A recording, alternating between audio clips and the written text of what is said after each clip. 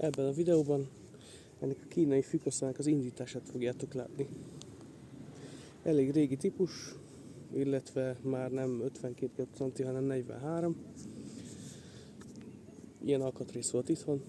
Hallgassátok meg a hangját. Nem tudom, hogy könnyen fog elindulni, mindjárt kiderül.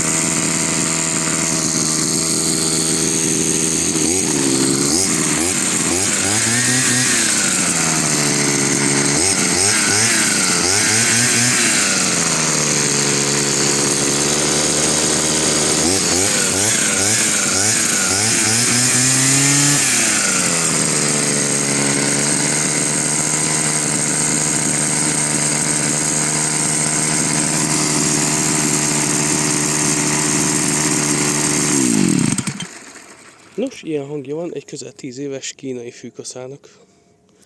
Van, akinek bejön, van, akinek nem. Nekem bejött. Köszönöm, hogy megnézted a videót. Hogyha tetszik, amit csinálok, akkor dobj egy lájkot, oszd meg a videóimat, illetve nézd meg a többi videóimat, ami fent van a csatornám. Találkozunk legközelebb.